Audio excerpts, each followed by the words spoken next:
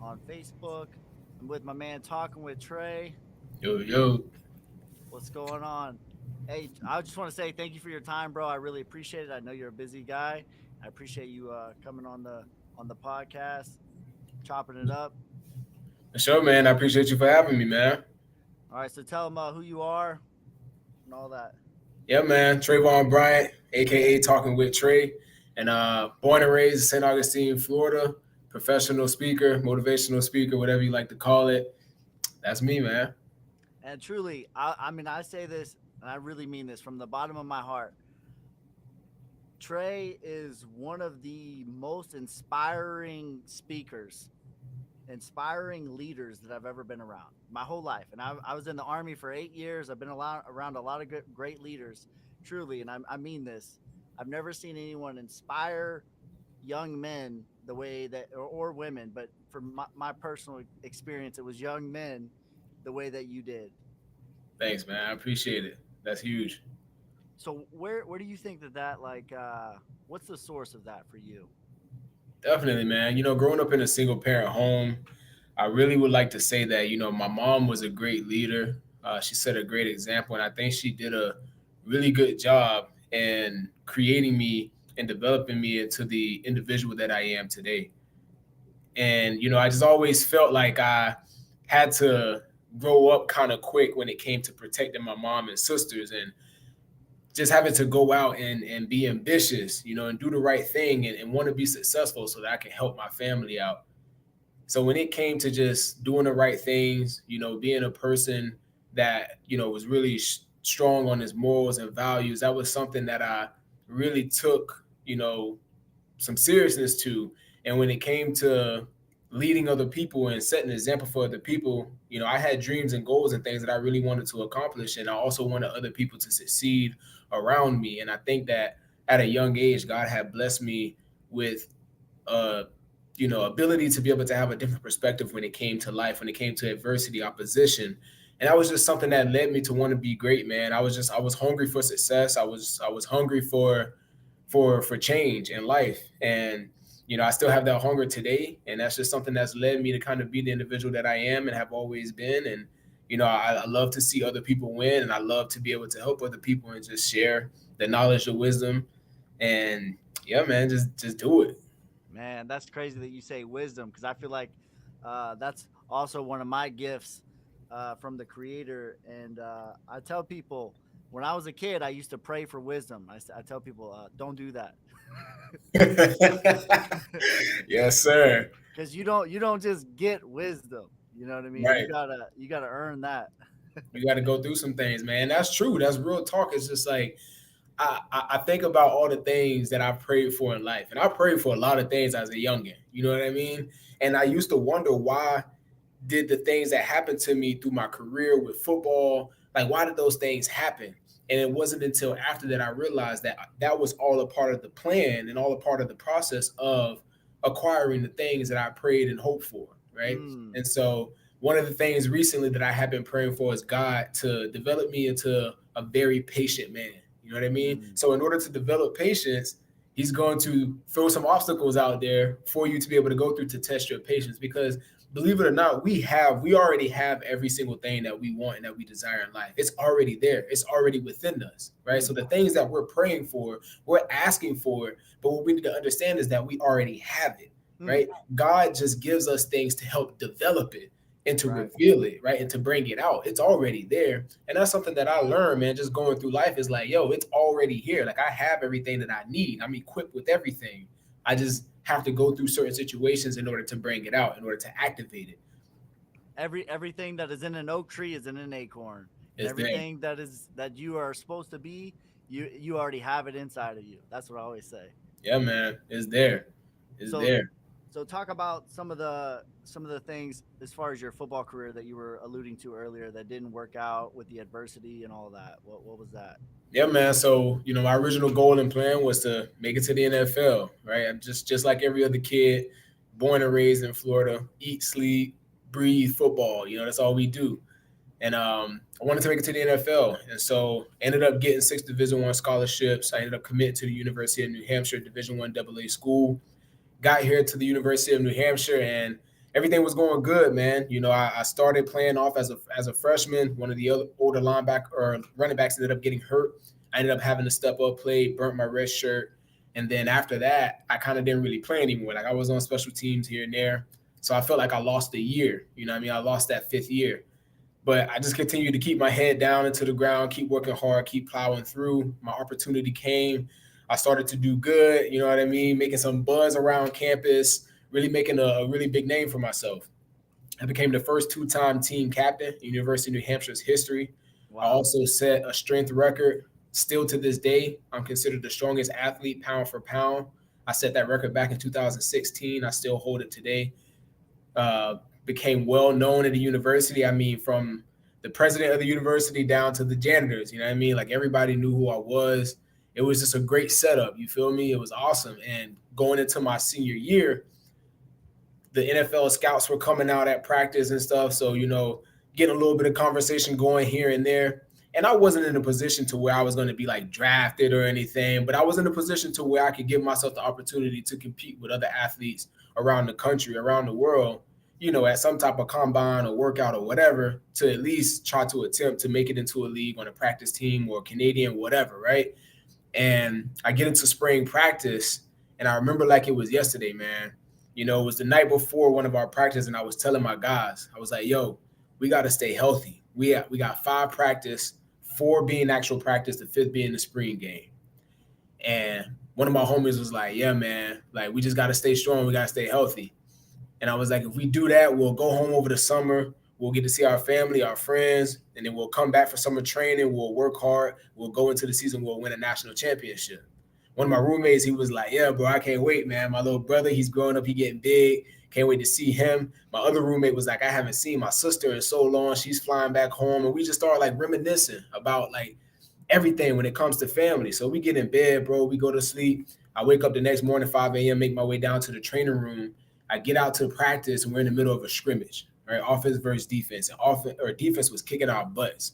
And, I mean, they were flying around. We couldn't catch a pass on offense. We couldn't get a first down. We couldn't do anything, right? And as the first 2-time team captain, you feel like you got to change the pace of practice, especially when it's going bad for your side of the ball. So my head coach, he calls us by our last name.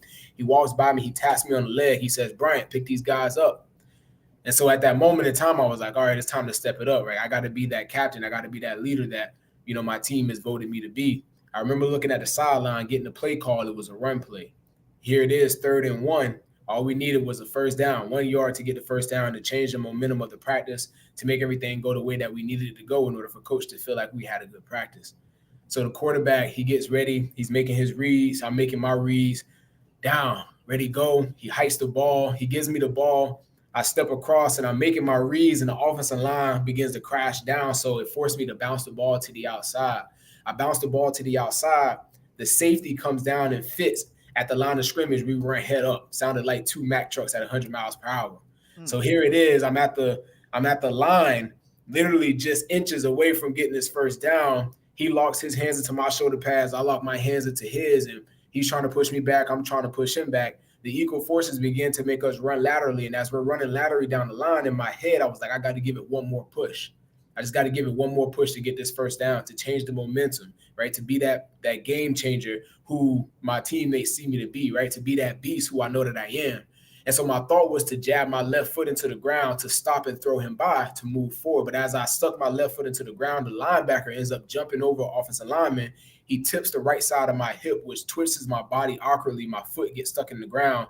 Me, the linebacker, and the safety, we all fall over, and my knee just snapped.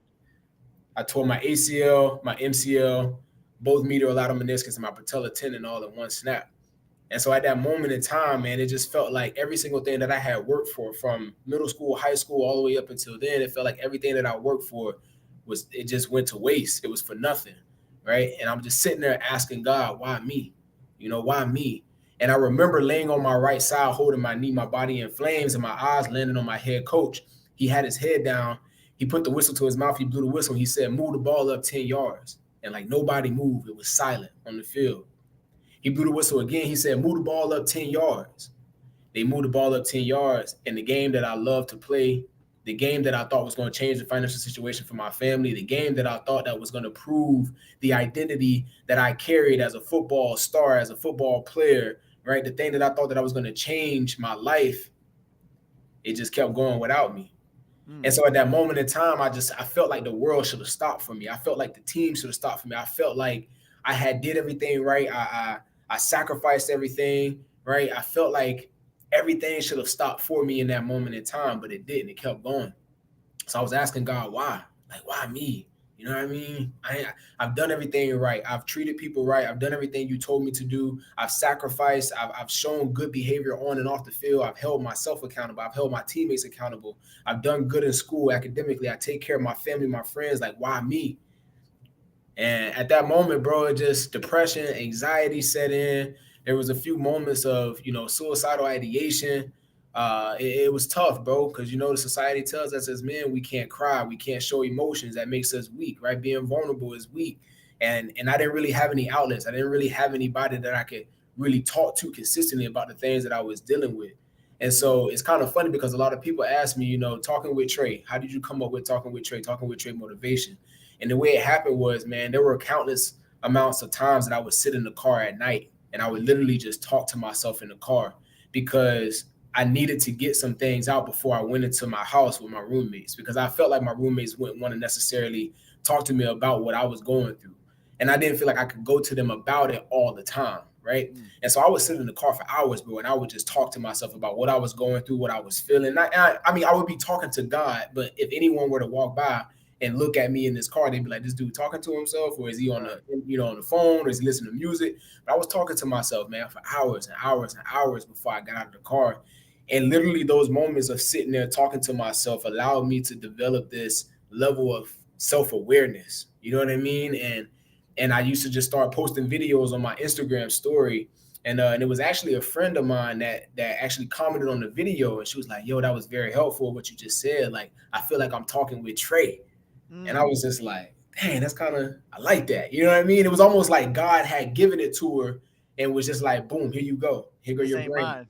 You know what I'm saying? Yeah. And so I just thought, I'm like, talking with Trey. And so it stuck with me, and it became more of a personal thing because I spent countless amount of hours talking with Trey, like talking with myself about what I was going through and going with. And it's just developed into something to where a lot of people enjoy having conversations with me, listening to me talk. And so yeah, man, it just turned into my brand, and I took it, I ran with it, and it's developed into some great things. But yeah, man, it was a tough time going through that recovery, and life changed, bro. I really wanted to give up. I didn't see where my life was gonna go because my identity was wrapped up in this football image. I didn't think that I could be successful outside of football because I had, I limited myself to only just being a football player until I switched my perspective, right? The difference between us being successful and unsuccessful is the way in how we view and perceive our adversity, our opposition.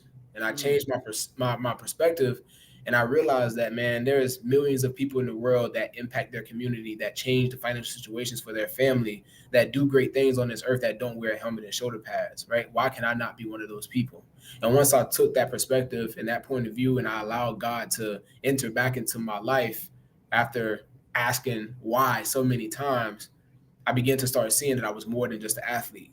I started to see the other talents and gift that God has given me, which is the ability to be able to speak, to inspire, and to motivate. And so that's where it's led me to where I am today. But man, it was really tough getting here. It was really tough getting here, bro. But yeah, man, that's where it was at. Hey, there is no testimony without a test. You Exactly. cannot be on fire without going through the fire. That's You know what I true. mean? So, man, yeah, truly, you are one of the most inspiring people that I've ever been around. Like I said, 8 years in the Army, deployed 3 times, been around a lot of great leaders, and I just kind of viewed you as. I remember the first game I ever played with you.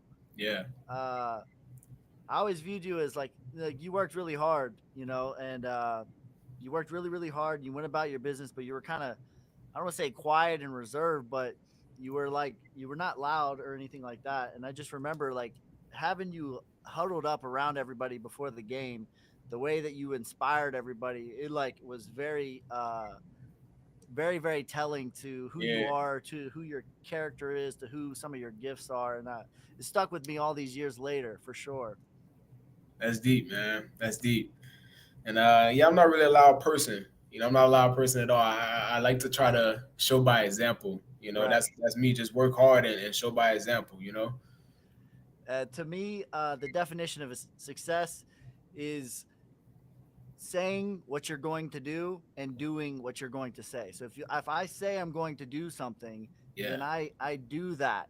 That to me is successful. And I'll tell this story to to my grandchildren. But the first time that I ever knew that Trey was him, he's him. Was I don't even remember who he played. Who do I you can't remember? remember either. But this Yeah. is what I remember. This is what I remember. I'm gonna tell the story, and if I mess it up, then hey, just Yeah. correct me where I'm wrong. But I remember it was a close defensive battle game, like a monsoon of weather, just raining down, pouring down mud everywhere. You fall on the sideline, and you just covered in mud, and Yeah. neither offense could really get going. I remember it was 7-14 in the fourth quarter. They blocked our punt. They got a touchdown, 14 all, going into the fourth quarter. And then I remember they were driving down the field with like 2 minutes left. Yep. And then defense bows up with like 30 something seconds left on the 20, about to score.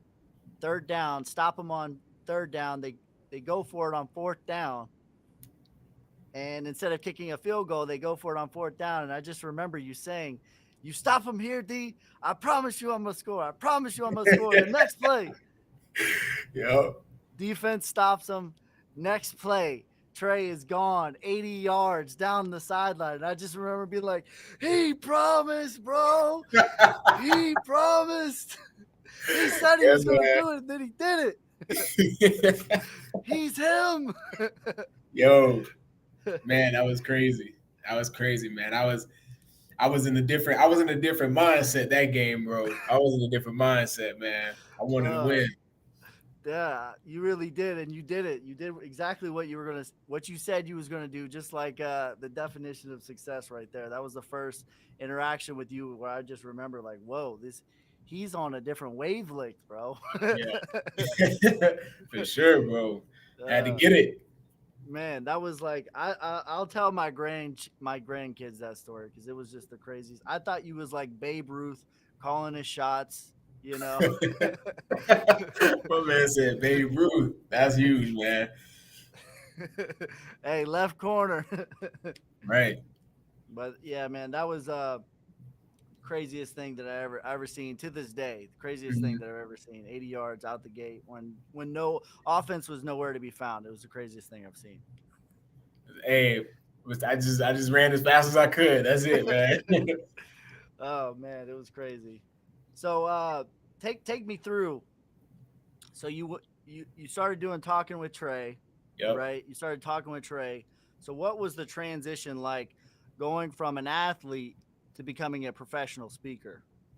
Yeah, man. So it was actually tough and I didn't see it. I really didn't see it, man. I didn't even notice that becoming a professional speaker after playing was something that would be in my path. So the transition, what happened was, once I finished playing, I ended up getting into grad school. My head coach told me as I was going through my recovery, he was like, if you apply to a grad program, he was like, your scholarship will pay for the first year. And I was like, what? So, I wasn't ever really thinking about grad school. So I took the opportunity. I applied to a grad program. I got into it. Football paid for the first year of it. And I ended up having to pay for the second year, but I completed my degree. But while I was going through that master's program, it just kind of, the transition, like when I told you I started recording myself, talking to myself in the car and posting it to my Instagram stories, it kind of started from there. And it was more so of because people were watching the stories and they were commenting on the stories and giving feedback, I just started giving them more and more. And so the thing was I just had to get out of my comfort zone. And what was comforting was that when you post it to the story, it disappears in 24 hours, right? But then I was like, wait a minute, like so many people are liking these videos, like maybe this is actually really helping somebody. So what I started to do was, instead of doing it on the stories, I started recording it and posting it as an actual post so that it stays up. And that's where I had to get out of my comfort zone, because I'm like, I'm being vulnerable. I'm sharing certain things about myself that I don't know if I necessarily really want people to know or want people to be able to, talk about consistently. But I was like, I got to do it because it's bigger than just me. Right. So I did it, and then it just started creating traction. And as that started to happen, people would reach out and be like, hey, man, can you come speak to my group of kids? Or can you come here to this school and speak to this and speak to that? And then once I started doing that, that's where I saw that, yo, wait, I actually have a voice, right? Like I have a gift. I have something that I can use to continue my path of success. And I realized that I always had a voice, right? And I started thinking back on time, like, wait, I was team captain in high school, team captain in college. Like, you know what I mean? I think God has given me this voice, but I haven't really realized it until he separated football from my focus. And so once I did that, man, I just committed to it fully, and I surrendered. I said, look, God, like I'm trusting in you. Like whatever it is, like take me through it and let your will be done. I'm trusting in you 100%. Like I know you ain't bring me this far. You haven't made me this successful person to just leave me high and dry after an injury, right? And so I committed to it, man. And I would go to these places and I would speak, and people would just be so like ooh and ahhing about what I was saying, because it was something that I couldn't really, I couldn't understand. I'm like, yo, I just said something so basic, like something so basic and simple, but people's reactions to what I was saying was like, oh my God, bro, that's life changing. You know what I mean? And so at that point, that's why I was like, okay, there may be some type of some divinity over this. You know what I mean? Like this has to be God. Like there's some type of anointing on this. And so as I committed to it, man, it just started to explode and it started to blow up. And the way that I've kind of view it in my head is, the stage is my new football field, right? And it's all the same thing. It's literally like a new football for me. When I'm prepping for a speech, that's just like being in practice. You know what I mean? Going over the plays, studying film, right? When I get information, who am I talking to? How many people? What's the age range? What's the topic that I got to talk about? What's some of the, what are some of the outliers of what they're dealing with? You know what I mean? That's like game planning, right? That's getting the game feel. And then when I go and speak, to travel, flying to these different places, it's just like traveling to the game. Right before I get on the stage, it's just like the pregame show, everything. You know what I mean? So it's all the same. And when I walk out on the stage to speak to a group, to a crowd, I get the same butterflies that I used to get right before the kickoff of the game. You know what I mean? So it's almost like football hasn't went anywhere. Like I still feel like I'm in the game. I still feel like I put that helmet and shoulder pads on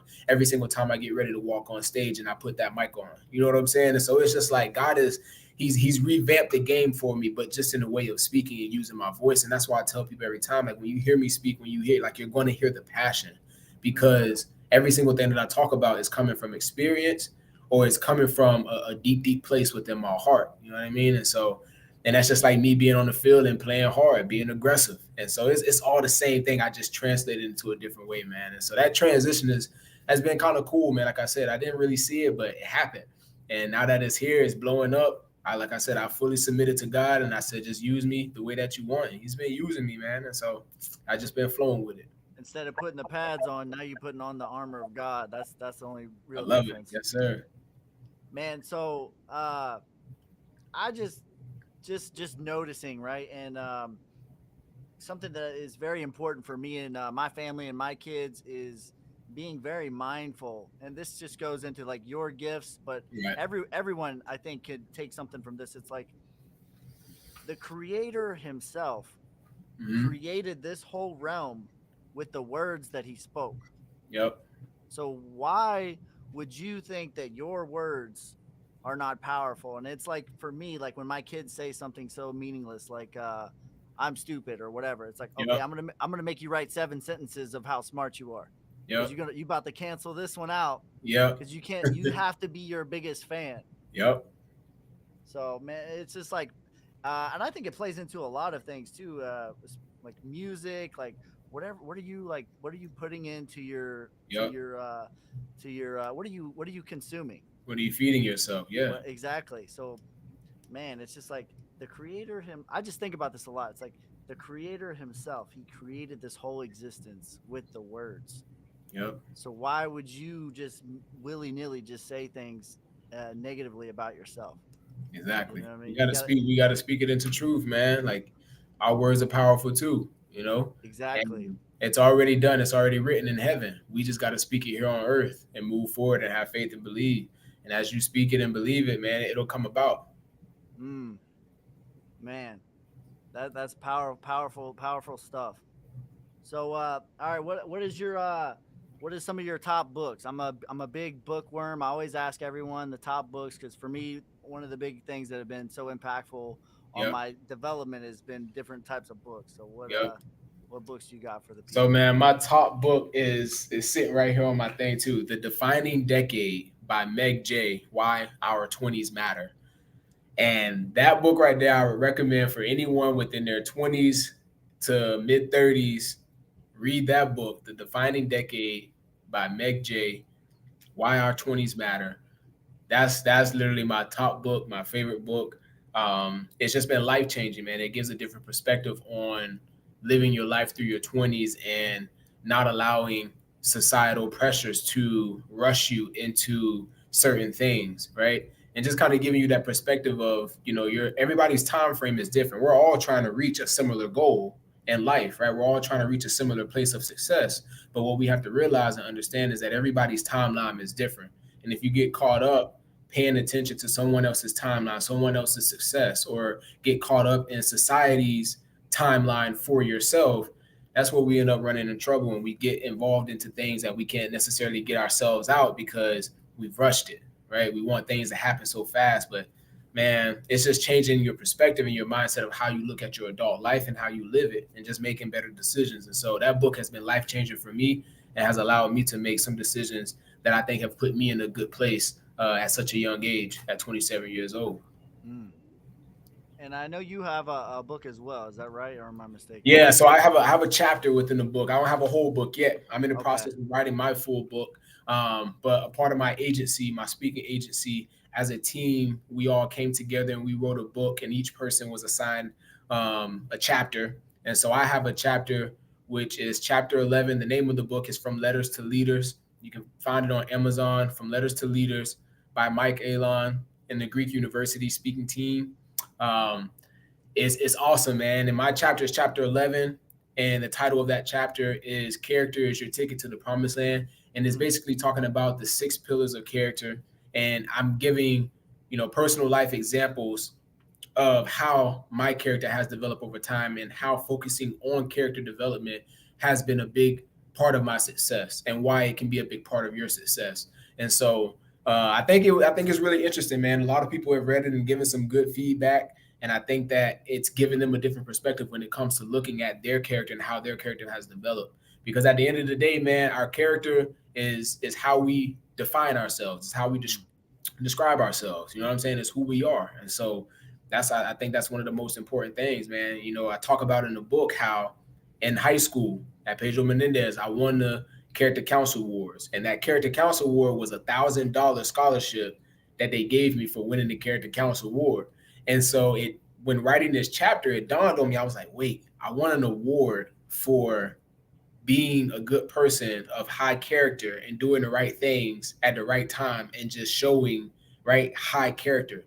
And I was like, these people are willing to give me $1,000 just for being a good person and doing the right things and showing high character. Like what imagine me now, right, with the knowledge and wisdom that I have. Imagine me now, like imagine what my character can do for me now. If it Mm. got me $1,000 back then, when I wasn't as knowledgeful, when I wasn't, you know what I mean, when I didn't That's really know I had a gift of speaking, and if it did that for me back then, imagine what my character can do for me now and the places that it can put me in. And so that's kind of the perspective that I take with that chapter, and I think it'll be very beneficial for a lot of people to read. And so yeah, man, I'm excited. I'm happy for it. First time author, published author, so it's big. man, that is exciting stuff.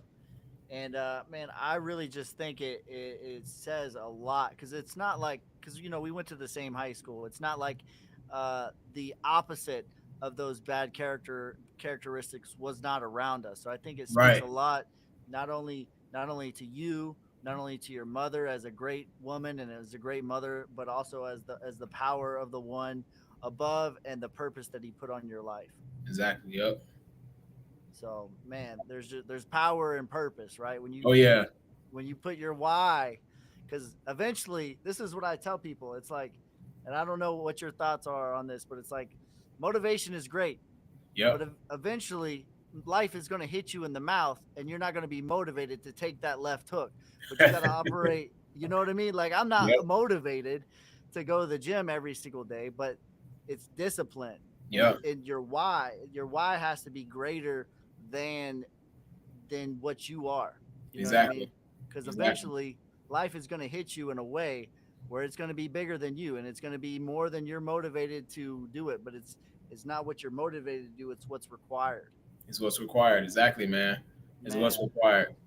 And the thing too is like we get in those positions where life hits us so hard and we get unmotivated and we start to think less of ourselves.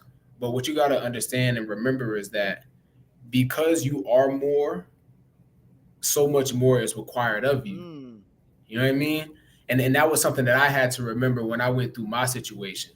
I thought less of myself, but God was like, no, no, no, no, no. Like, I have a plan for you. You're more than just a football player. You're more than what you have been limiting yourself to be. And because you are more, more is required of you. So mm, yes, you're in this low position where your anxiety, depression, all that stuff is out of the place. And yes, your teammates, your coaches is still depending on you to be that leader, that high caliber leader that I've created you to be, even when you're going through your own situation. Those things are still pulling from you. They're still requiring you to be at your best. Why? Because you're more and more is required of you. But we have to take the limits off of ourselves and understand that we are more. And then that'll be something that'll help us get up, right? And like you say, when it comes to the motivation part, I wasn't motivated to go through all of those rehab days, man, and breaking up the scar tissue, man, that stuff sucked, bro. I mm, wasn't motivated to go through that, right? But again, it went back to my why. Why was I here? Why was I doing it, right? And my why developed into something that was bigger than me because I made a promise to my community, to the kids in my community, that I was going to be successful, that I was going to be the one to, show them hope and to show them that there's different things that they can do to be successful. I made a promise to my community. I made a promise to my mom and to my sisters, right? To the people in my family that I was going to be the one to change things. And I was going to be the one to show that our community, my mom hasn't failed us, hasn't failed me, right? mm. And so when I started thinking about it like that, and it wasn't just about me, and I started thinking about the other 70 men on my football team that looked up to me for leadership, right? Like it just, I was like, I can't leave them behind, man. I can't not be this person who they've saw me to be, right? And Mm. so once that why was established, man, there was no looking back. Every day that I walked into that training room, I sucked my teeth because I knew it was gonna suck, but I knew that's what I had to do. I knew that what was required, like you said, right? I knew that Right. what was required, and because it was required, I got it done. And I'm back on my feet now today, doing good, doing great. So yeah.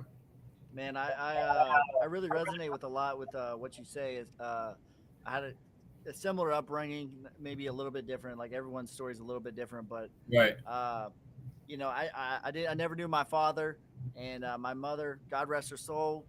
She was she was on in and on off drugs most of my life, Yep. and and that was something that I really struggled with most of my life was why me? Why did you put this on me, God? Like Mhm. why me?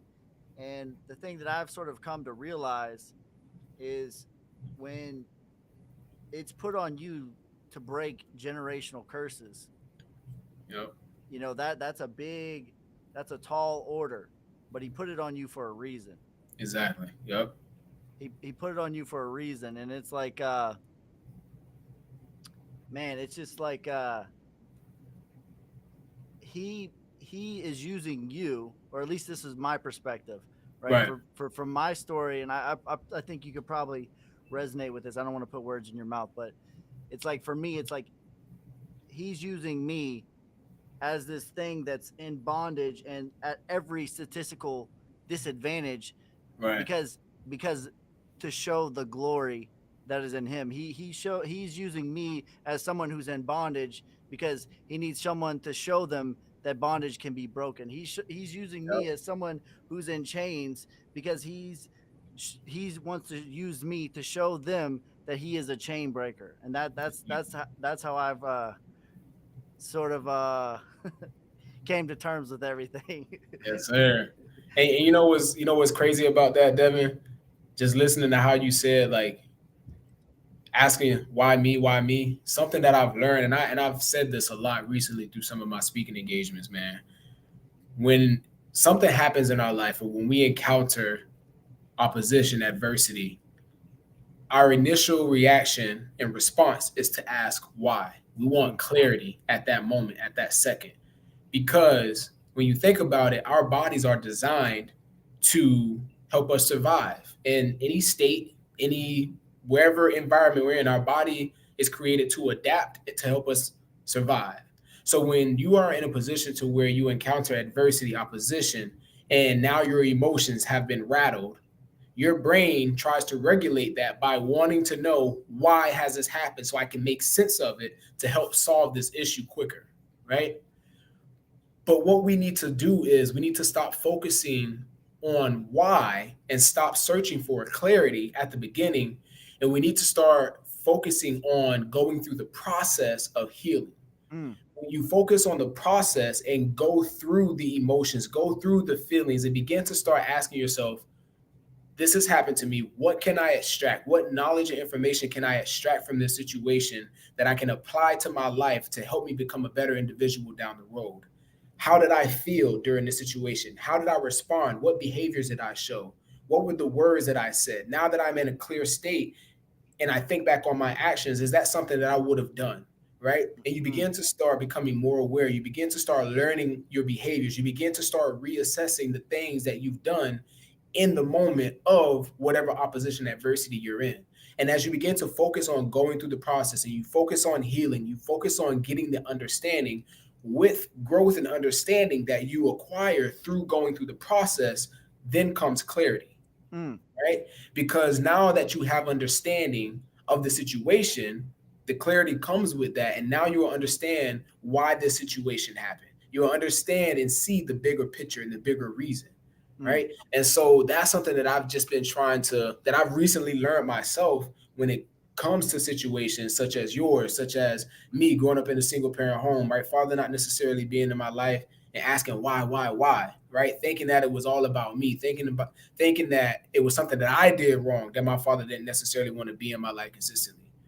But man. it was the fact that there was a lesson, there was something bigger, there was something greater that God wanted me to learn and to understand. And when you focus on going through the process and stop asking why, stop searching for clarity, the clarity will come with the growth that you acquire Mm. through the process. And so And that's what we just got to switch our understanding and focus, man. And it'll work out for you in the end. one of the biggest game changers for me was I read this book, "Outwitting the Devil" by Napoleon Hill. Mm-hmm. Uh, Napoleon Hill is the same guy that wrote "Think and Grow Rich." He's long gone, over 100 years old. Like, this book is really really old, but it's Yeah. really really timeless and it's really really good. And in the book, Napoleon Hill, the author, is interviewing the quote the devil, right? And in the book, the devil is giving away all of his secrets on how he gets people to falter and fold and stay in bondage and stay in Yep. a loop and all this. And one of the things that he says is, for every, and this goes into what you were just saying, and the big switch for me, for every single setback, for every single disability, for every single adversity, for every single falter, fold, fall down, there is an equal opportunity. And Yep. that's what we got to be looking for. The more that I learn and the more that I go on this journey, the more that you start hitting those walls of resistance, it's like Right. you're Right. about to break through the next level, and they're trying to really see if you're really ready for the next level. You're at the Yeah. boss match. Yeah, man. That's dope, man. That's true. That's Yeah, so true. that for me was like a game changer when I figured out, stop being like why me, and transition into what does God have in store for me, Right. because we're Exactly. going through this storm. So what's on the other side? What's on the other side? Exactly. And I always try to tell people too, man, like, because there are also people who don't believe in God. There's also people who, I encounter a lot of people, especially through like my TikToks, when I do my TikTok lives and stuff. And there are a lot of people that kind of question, well, I don't believe in God. So like, why I can't say that God has caused me to go through these things to grow and all this, this and that. And it's like, I get it. And so like, I like to speak to the people as well who don't necessarily believe in God or believe in that God puts us through certain things. I look at nature a lot, right? And I think about nature. Everything in nature goes through a developing process and grows, right?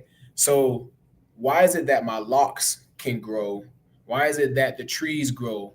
Why is it that the seasons change? Why is it that everything in this world around me grows? And then I think that I'm not supposed to grow. I think that I'm not supposed to go through certain things in life to grow and develop. So when these situations of opposition and adversity come our way, it's the same thing as nature, right? It's the breakdown process, strapping you down, and then you go through a healing process or you go through a learning process, and then you grow and you develop into what it is that you were meant to be, right? And then I also have another analogy where it's like going to the gym. Life is it's the same thing. When you go to the gym, you have a goal. You want a certain body type. You want to be smaller. You want to be more muscular. When you go to the gym and you're in the squat rack or you're on that treadmill, you're putting your body through a strenuous act to where your body is getting fatigued. You're feeling pain. You're tired. You're panting. You're sweating. You're putting yourself under pressure, right? And then after you finish working out, you're now sore. And that soreness represents the pain that you feel through life, through certain situations, right? And then what are you supposed to do? You're supposed to go home. You're supposed to get good sleep. You're supposed to drink water. You're supposed to take in protein, right? You're supposed to stretch. Those are the things that you're supposed to do, because as those muscles are stretched, you're feeding them the protein that they need in order to grow for you to now acquire the body, the image, the strength that you desire in life. Life is the same way. As we want to grow and become better people, become smarter people, become more financially successful people, you have to go through certain things in life in order to grow. So when you hit that hard wall, you're just feeling the soreness from being in the squat rack. So now what is it time to do? It's time to give you that protein. So that's what? Reading your word, or that's being around the people you love, or that's going back to doing the things that bring you joy and happiness. Right? That's reflecting. That's going to therapy. All of those things represent getting sleep, drinking water, protein, stretching, right? It's all the same thing. And as you do those things over time, your mind, your heart, your soul is going to heal, and it's going to develop into the person, the thing that you hope to become, the person that you hope to be.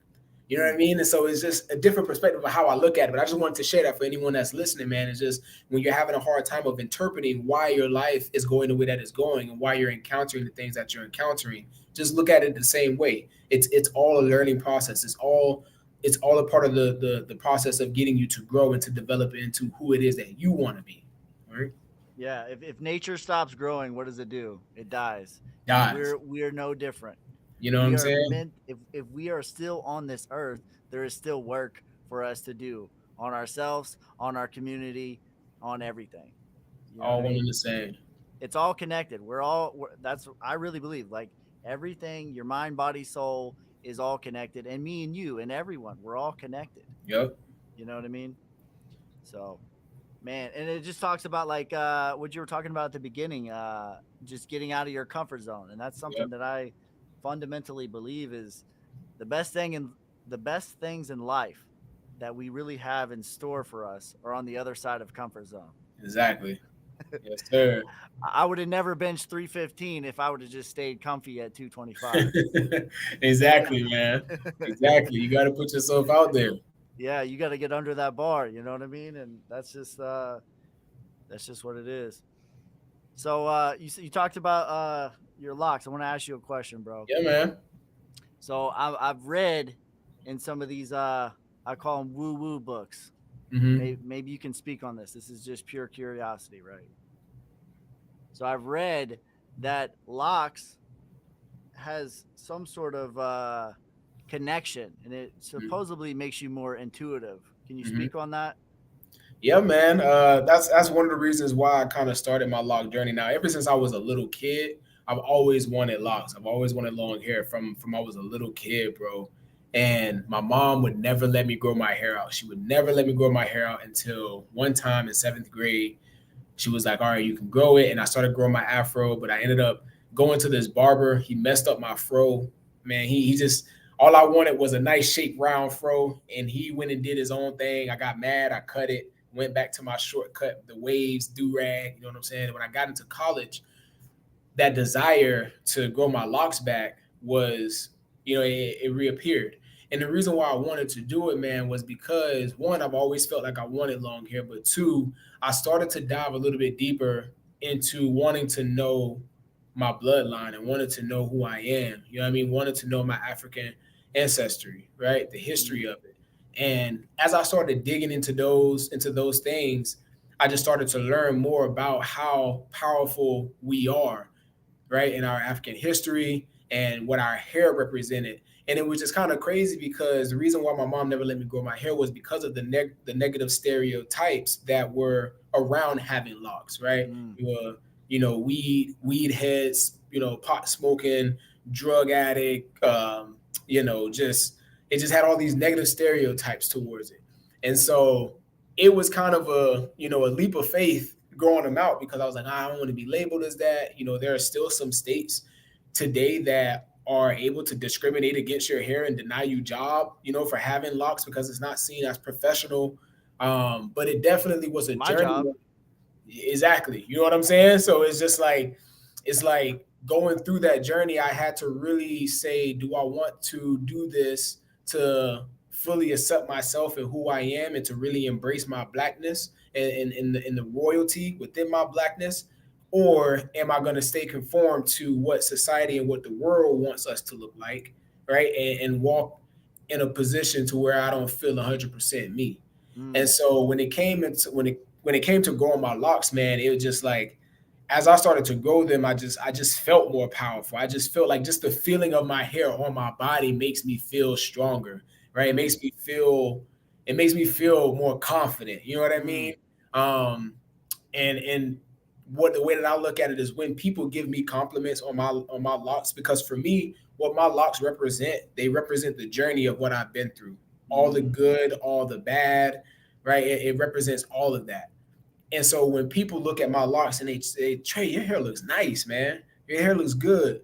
To me, that's basically them telling me, yo, what you went through in life, that was hard, but you made something out of it and you make it look good now. You know what I'm saying? Because of what it means to me and what it represents to me. And it reminds me of everything, all the hardships, everything that I've been through, right? And I can wear this mane of strength. And when people tell me, yo, your hair looks good, that just like kind of, it's like a pat on the shoulder to be like, hey, yo, like keep your head up, bro. You've been through a lot and you made it work and it looks good. You know what I'm saying? Like the coal that was under pressure and now is a diamond. And now it's a diamond. You know what I'm saying? Yeah. And so like, that's just kind of what it means, represents to me, man. And so I've been growing them for 7 years now.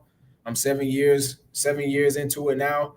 And yeah, bro, like people keep asking me. One of the main things was one of my teammates in college was like, yo, like, are you sure you want to grow your hair out more? Like, are you going to cut it after you graduate? And I said, nah. He was like, well, what about like going into the professional world? What about jobs? Like, and I told him, I said, to be honest, I don't want to work for anybody that wants me to change my physical outlook. I don't want to work for anybody that doesn't accept me for me. Right. If I walk into your place and you say, hey, you got to cut your hair, something that naturally grows out of my head, but you mean to tell me that everybody else can walk around here with purple, green, and blue hair and be seen as professional, but something that naturally grows out of my head in this way is not seen professional? I don't want to work for nobody that does that, right? And I also didn't have the mindset of, I'm going to go work for somebody for the rest of my life. Like I kind of knew that I was going to be my own boss at some point. I knew that I was going to create something. When people ask me, what do you see yourself doing? I could never really figure out what I saw myself doing because I tried to put myself in a vision of working under someone else's business. But that vision never really clearly formed for me because God never gave me that vision. He gave me a vision of, no, this is what you're going to do. This is a business that you're going to create, right? And at that time, I didn't know what it was, but now I'm walking in it, right? As a speaker, as a professional speaker, and I'm doing it, right? It's basically my own business. Now I get paid to do what I do, at a high level. And so this is the vision that God created for me. And so I'm walking in it, bro. And I don't have to change myself, change my image or nothing for nobody. And I won't, because then that won't be me being my most authentic self. Man, I really really love that. And it just goes back to what you were saying about how important character is, because who when you start to learn and study yourself and why you are the way you are because Yep. of what you were put on this earth to do, it becomes easy because you Yep. know what you have a moral compass of what you are and who you're supposed to be and who you're not supposed to be. Yep. Exactly. But I really have. I mean, I've really read through my spiritual journey, and I believe you too that like you do get more power. Like I really believe it. So I personally, this might be a little woo woo or whatever, but I don't really care. But man, I really think that so people talk about toxic masculinity, right? Uh-huh. And Yeah. that's real. That's real. That's a real Yep. thing. But there's also divine masculinity. Right, right. And I think that hair plays into that. And the more that I go on my sort of spiritual journey, the more that I learn that hair is divine masculine energy. And it's like Right. even in the Bible, Samson, right? Samson, Yep. the strong man, he was known for his strength, but where did he get his strength from? He got his strength from God, but it was in his hair. And I Right. always found it very interesting when I started studying this. It said that Delilah, I always viewed Samson as just having straight white hair, straight Yeah. long hair, right? But Yeah. that's not what it says. It says Delilah cut off several of his locks. Yep. So I always found that very interesting. Yeah, man. I don't listen. I'm gonna say this. I don't know if I'm gonna get locks, but January I get out of the military. I'm growing my hair out. I'm not cutting it for 7 years too. I hear you, dog. Yes, sir. Long hair don't care. I'm gonna see what this intuition's all about. Yeah, man. But it's a uh, lot of work that goes into it too, man. It's not just growing your hair, bro. It's and I'm not saying that you're just saying it's just growing, but I'm just for people that's listening. It's not just growing your hair. It's becoming conscious and aware of your life situations, and it's through the journey that you're becoming aware and that you're learning that your hair is going to grow. And so simultaneously, as you're extracting that knowledge and you're reading and you're, what I mean, you're doing all these things that will give you the opportunity to increase your knowledge and your wisdom. Through that process, your hair will grow with that, and all those things will combine, right? So it's not just growing your hair, but you're not doing nothing to advance in life, and you're just going, you know what I'm saying? So mm, it's a lot deeper than just growing your hair, right? Just because you got long hair don't mean you're gonna be this wise man or woman. You know what I'm saying? So, but it's how you live your life, right? It's a mm. lifestyle as well, right? How do Putting you the treat intention people behind it. in, right? What value are you bringing to your community, to your family, right? What are you bringing so much value to the point to where you become a necessity, right? I Mm, always ask people, like I ask people, if I were to ask you, why do you love your mom, right? You'd be like, well, it's because my mom, she birthed me. And it's like, yeah, that's true. But in reality, right, she fed you, she taught you certain things, she protected you, she cared for you, she did all these things, right? And because she brought that value into your life, right, that value is what makes her a necessity in your life to the point to where you love her. That's just like, as a human, I can raise a baby duck, and anytime I get up and walk around, that duck is going to follow me footstep to footstep, right? It doesn't have no clue that I'm not another duck, but because of the value that I brought into that baby duck's life, because I cared for it and I did for it every single day, I have now become a necessity for that duck to live. And so I ask you, what value are you bringing, right? Like, mm. what is your character? How do you present your character? And again, it goes to the lifestyle. How are you living your life? How are you becoming a necessity? What things are you learning? And all of that stuff goes into the hair growing. It's all, what I mean? It's all a process. It's deeper It's than just all the hair, it's man. it's it's all intentions, but it's like, It's all are you an asset?